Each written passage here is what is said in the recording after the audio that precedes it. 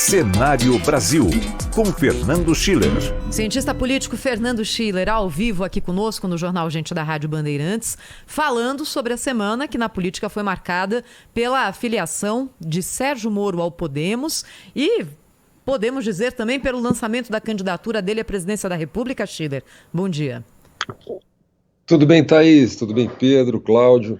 Olha, vamos lá, vamos por partes, né? Eu diria assim, o Sérgio Moro decidiu, em primeiro lugar, entrar no jogo, né? Ele tinha uma posição muito confortável, estava em Washington, trabalhando num grande escritório de advocacia, obviamente, imagino, com uma boa remuneração, uma boa condição profissional, mas vamos lá, volta ao Brasil, em primeiro lugar, para defender o seu legado, né? Sérgio Moro foi muito atacado nos últimos 2, 3 anos, em parte em função da Lava Jato, pela esquerda, e no último ano, em especial pelo presidente Bolsonaro, apoiadores do presidente Bolsonaro, em função da saída do governo naquela situação de conflito em torno da indicação para a Polícia Federal, enfim, questão do combate à corrupção.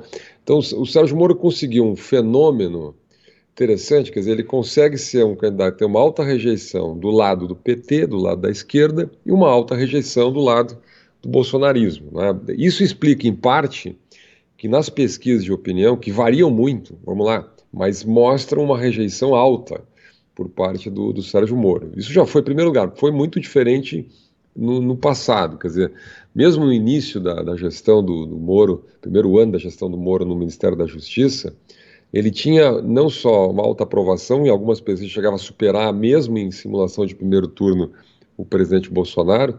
Isso era incômodo dentro do governo.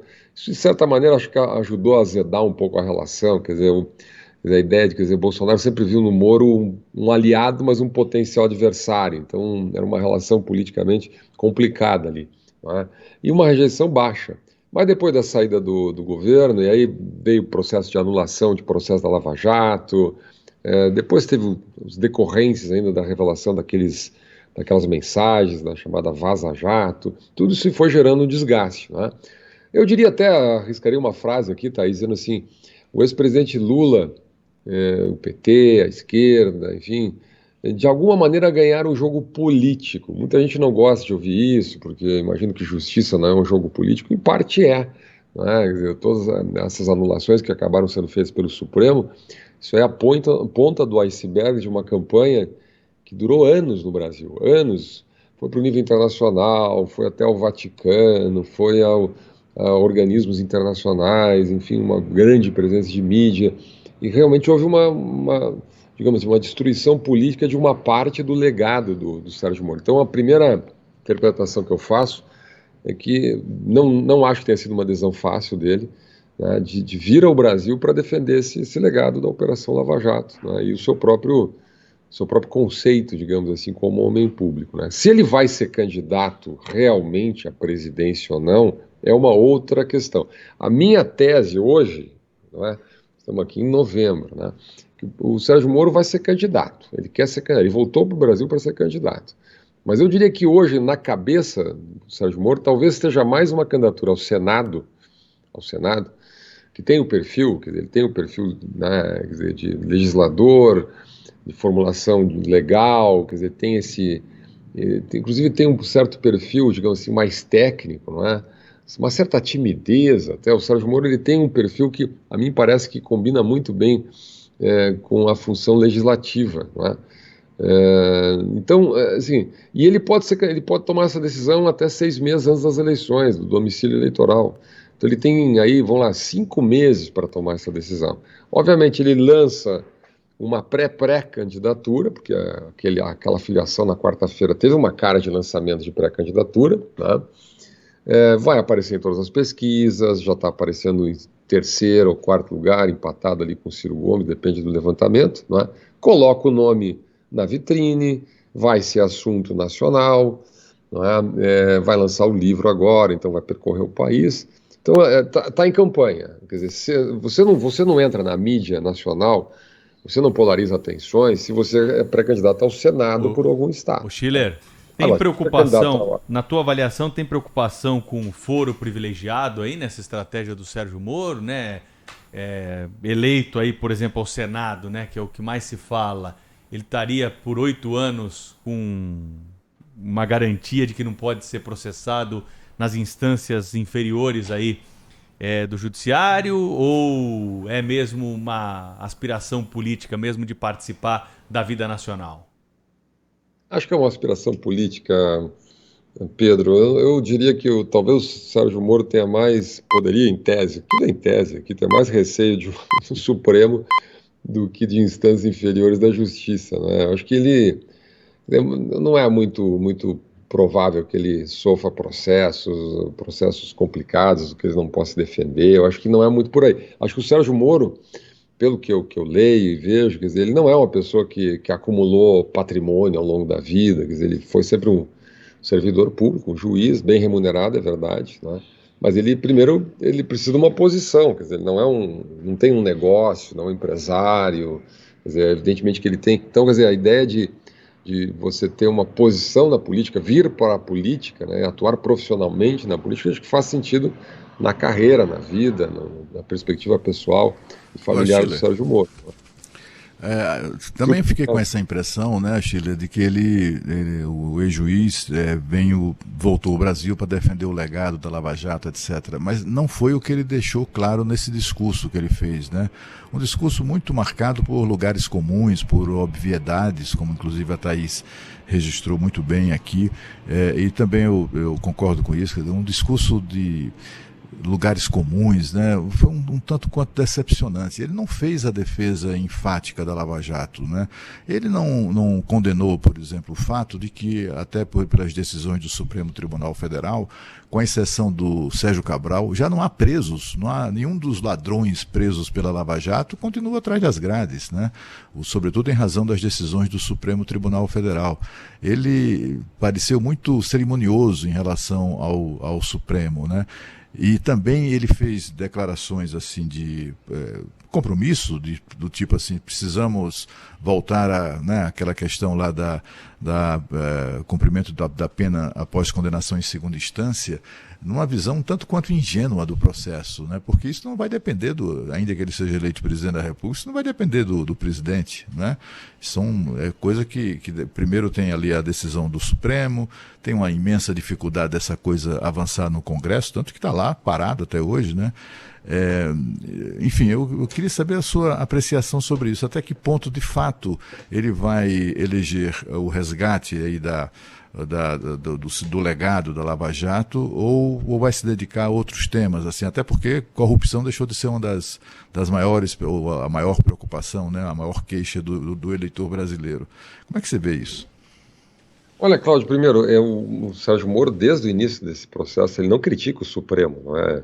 Talvez um pouquinho o veso do juiz, não é? O juiz ainda tem essa cabeça de juiz, quer dizer, essa ideia da hierarquia do judiciário, respeitar o ministro do Supremo, né? Então, assim, depois tem processos em curso, não é? O Moro pode ser julgado pelo Supremo, então seria até inconveniente nesse momento ele fazer uma crítica mais dura qualquer um dos ministros, né? Então ele mantém a crítica no plano político, né? Eu tenho acompanhado isso de muito perto, assim. Você não vê, o Sérgio Moro não critica o Supremo, ele pode até fazer uma crítica muito elegante, muito indireta, algumas posturas, algumas decisões, mas não é comum e não é o perfil dele. O Sérgio Moro também tem outra característica, ele é um personagem cerimonioso, né? Ele é tímido, quer dizer, ele não tem o carisma dele é um carisma de imagem distante, assim, né? Mas no contato pessoal, quer dizer, ele tem uma fala em tom baixo, quer dizer, ele é litúrgico, ele foi juiz 22 anos, ele tem essa característica, né? Então, assim, não se espere dele um discurso. Eu acho que esse perfil que tu desenhaste, quer dizer, fazer uma defesa mais enfática, um tom mais acusatório, criticar com mais dureza algumas posturas do Supremo, isso não vai acontecer, né? Quer dizer, vai ser, nesse sentido, um discurso de generalidades até o final da campanha, né? Quer dizer, a ideia, o Sérgio Moro tenta se colocar como um candidato, nesse momento, da terceira via. E cá entre nós, a terceira via tem um pouco essa cara, né? Essa cara tucana, vamos chamar assim, provocar na sexta-feira um pouquinho, né? Essa cara um pouco de muro, né? Então defende prisão em segunda instância, mas é uma obviedade, né? Combate à corrupção, genérica, também obviedade, fim da reeleição, me chamou a atenção, mas, cara, tá todo mundo, muita gente, né? Eduardo Leite defendendo, muita gente defendendo isso. né, ou visão liberal na economia, mas não tanto, isso que eu achei mais interessante, né? Sou um liberal, mas não o capitalismo selvagem, tem que ter proteção social e tal. Então, é realmente um discurso muito tucano, né? O que abre um espaço para ser candidato aqui em São Paulo ao Senado, lá em Santa Catarina, onde ele teria uma eleição, na minha visão, muito, muito fácil, né, pela popularidade que tem no sul do país, enfim. Eu acho que o Sérgio Moro ele fez o seguinte, olha, eu joguei esse anzol no mar. Se em 5 meses, 4 meses, a candidatura mostrar musculatura, ir a 12%, 13%, começar a chegar perto do presidente Bolsonaro, né? Bom, aí pode ser que confirme, se viabilizar um leque de aliança, porque o Podemos é um partido relativamente pequeno, né? Ele é muito forte em alguns estados, no Paraná especialmente, mas é um partido pequeno. Difícil sustentar uma candidatura presidencial com o Podemos. Então depende, crescer nas pesquisas, ganhar, né, força em termos de alianças, se aproximar aí do presidente Bolsonaro. O único jeito do Sérgio Moro viabilizar uma candidatura à presidência da República, né, é tirar, vou ser bem direto hoje aqui, viu? É tirar o Bolsonaro do jogo. Quer dizer, o Moro não vai tirar votos do Lula, não vai tirar votos da esquerda. Quer dizer, ele precisa entrar no jogo. É uma via muito difícil, que o presidente Bolsonaro tem uma resiliência ali quando chega perto dos 20%, né? Quando a gente viu no 7 de setembro, tem uma massa de apoiadores muito fiéis. Então é difícil tirar o presidente Bolsonaro no primeiro turno. Então, se ele não tiver essa perspectiva em 4, 5 meses, não tem nenhuma dúvida, nós vamos ter mais uma candidatura ao Senado. Mas vamos ver, tem muita água para rolar embaixo da ponte. Agora, Schiller, se ele pode eventualmente roubar votos do Bolsonaro, eu acho que é esse mesmo caminho, talvez daquele eleitorado decepcionado com parte do rumo do governo atual. Também Sérgio Moro, se seguir na sua candidatura, pode causar estragos na candidatura do ex-presidente Lula, porque a questão da corrupção no governo do PT, que já vai ser evidentemente abordada na campanha, vai ser abordada com outro peso se ele estiver entre os candidatos, né? Olha, eu concordo inteiramente. Hoje saiu a pesquisa do Datapoder, eu estava observando, 25% dos eleitores que votaram no Bolsonaro hoje querem um impeachment do Bolsonaro. Não, obviamente não está impeachment na pauta, não vai acontecer, mas é um sentimento, né? Então você tem muito eleitor. Eu sempre disse, né? O Bolsonaro é um banquinho com três pés, né?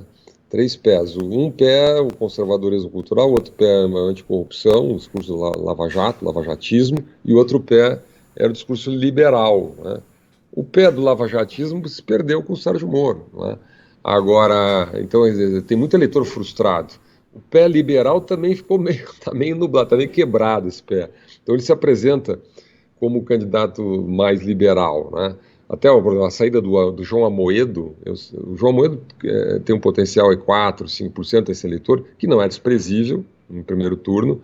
Quer dizer, hoje tem o candidato Luiz Felipe Dávila, que tem 0, mas ainda é muito pouco conhecido, pode crescer, mas é muito pouco conhecido. Então o Sérgio Moro herda um pouco também esse segmento, ele busca esse segmento mais liberal, digamos assim, né?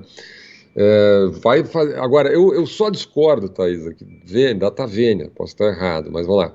Acho muito difícil que isso arranhe o presidente Lula, essa retórica anticorrupção. Por quê? Porque ela está precificada. Vou usar uma linguagem do mercado financeiro aqui. Essa discussão vem já há 5 anos, no mínimo, né? E, de certa maneira, Lula ganhou esse jogo e tem uma chancela do Supremo. O Supremo anulou os processos, disse... As pessoas não vão entrar no detalhe, era um problema de territorialidade, era um problema de processo. Não, teve um problema lá, teve injustiça. Na prática, né, na retórica pública, para o grande público, de alguma maneira o Lula foi absolvido. O Supremo disse que tinha um problema nesse processo, que ninguém provou nada, enfim. Esse debate público é muito difícil você virar, né? É evidente que numa campanha, num eventual segundo turno, se for Lula e Sérgio Moro no segundo turno, quer dizer, acho que ele vai ter alguns elementos, pode reavivar um pouco essa memória. Mas acho que numa disputa de primeiro turno, essa crítica eventual do Sérgio Moro ao Lula, o tema da corrupção, em grande medida está precificada. Fernando Schiller conosco, hein? Analisando a cena política, as movimentações aí, claro, visando já a eleição do ano que vem, sempre com informações importantes, comentários que nos fazem refletir sobre a vida política nacional. Bom fim de semana para você, hein, Schiller? Um abraço, até semana que vem. Bom fim de semana.